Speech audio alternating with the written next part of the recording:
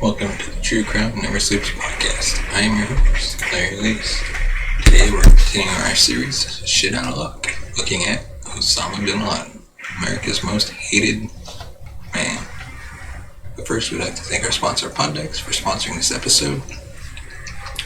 Poddex are unique interview questions and episode starting prompts in the palm of your hand.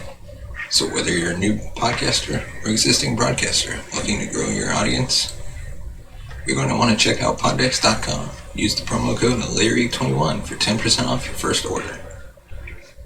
And now let's get into it.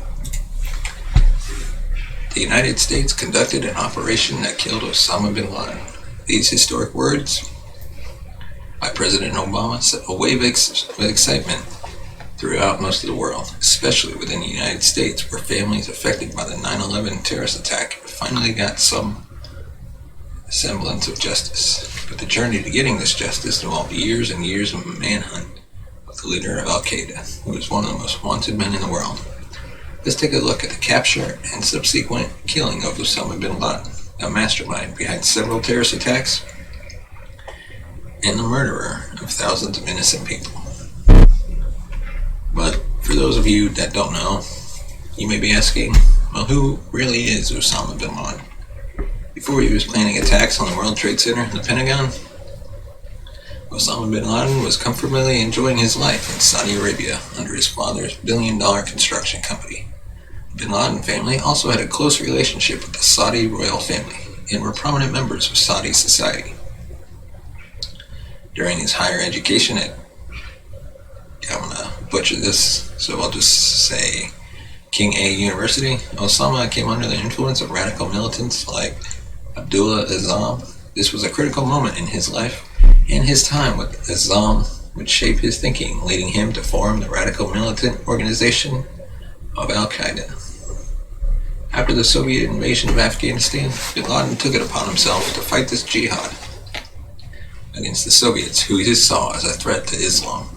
This soon morphed deep into radicalization, and at this point, Bin Laden formed Al-Qaeda to continue with his mission of driving out the Russians. However, even after the Soviets left the country, Osama was not done with his radical ideas, some of which he brought back home to Saudi Arabia, where they were not welcomed. This caused rifts to arise between Bin Laden and Saudi Arabia, prompting his expulsion from the country. He was outraged by the government getting the support of the United States, which further fueled his extremist ideology. His hatred for the U.S. continued to grow, and with a growing network of Al-Qaeda militants, he began orchestrating a violent struggle against the U.S., which was presumably a threat to Islam, ultimately declaring a war on America. After the 9/11 incident, the U.S. stance was clear. Its first priority was bringing Al-Qaeda to its knees and seeing Bin Laden captured or killed. The U.S. started asking for the support of other countries, especially Pakistan, which agreed to help the U.S. in the war on terror. This led to the start of a long war in Afghanistan and a decade-long chase for Osama, which would culminate in the small city of Abbottabad in Pakistan. After the declaration of the war on terror in Afghanistan, Bin Laden had to escape Afghanistan immediately. He used various hideouts throughout the country and was usually assisted by the Taliban, who would provide safe houses for the leader. In 2002, he fled to Pakistan by crossing the border and settling initially in Peshawar. He then moved from one place to another, like Swat and rural mountainous areas where he knew the U.S. military would not check. Bin Laden was very meticulous with his movements, making sure that he was not at one place for a very long time. This was until 2005, when he moved permanently to a safe house in Abbottabad with his family. Throughout this manhunt, the U.S. intelligence could not gather information concrete enough to pinpoint the location of Bin Laden.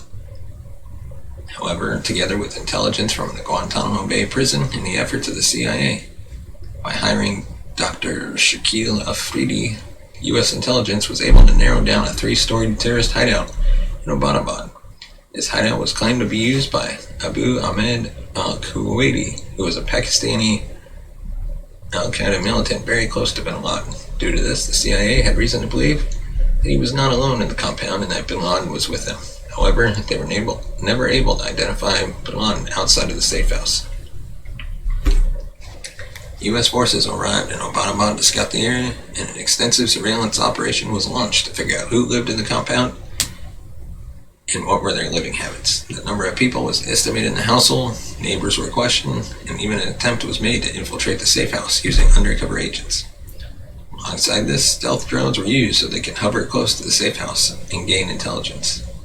All the imaging and observations narrowed an unknown man who was very good at concealing his identity, and the team dubbed him as the Pacer, due to be seen walking up and down the corridors of the house. May 2nd was the fateful day when the U.S. Navy SEALs were supposed to infiltrate the compound. It is worth noting that even at this point, after spending so much time surveilling the area, the intelligence was still not sure if Bin Laden was even inside. However, the Obama government thought that the risk was worth it. Even if they did not find Bin Laden, the safe house could provide important information about Al-Qaeda. In the dead of night, 5 aircraft came into Pakistan from the U.S. base in Afghanistan, with 3 landing nearby for backup as 2 stealth helicopters flew in Abbottabad with 23 Navy SEALs.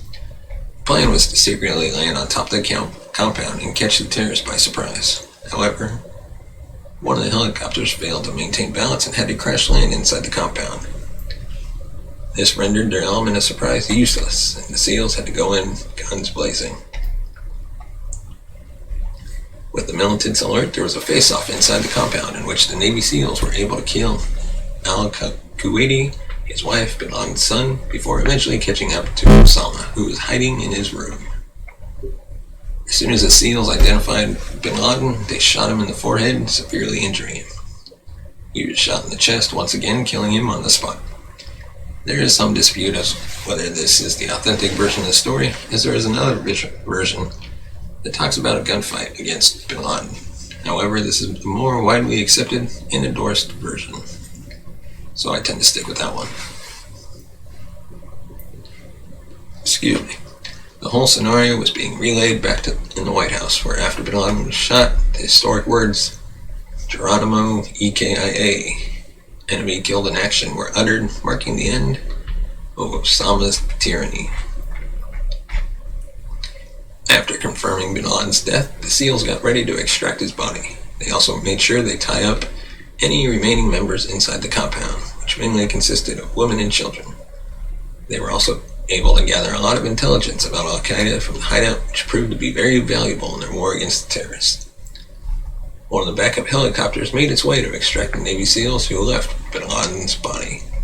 When they were passing over the Arabian Sea, Osama bin Laden's body was given a burial with regard to Islamic conjunctions. He was then dumped off in the sea to avoid the romanticization of his grave by loyalists. Ever since the operation, the conspiracy theory about his death being a farce by the U.S. government has gained traction due to a lack of evidence about his dead body. However, considering how there was never an appearance by the militant leader, and the acceptance of his death by Al-Qaeda's own website meant that Bin Laden's chapter was truly closed. A man that instilled fear in the hearts of the people was dead, and justice was finally served, even if it was decades late. And that's all I have for this episode of True Crime Never Sleeps podcast. Let us know your thoughts on this case. Let us know how happy you are that Bin Laden was finally brought to justice.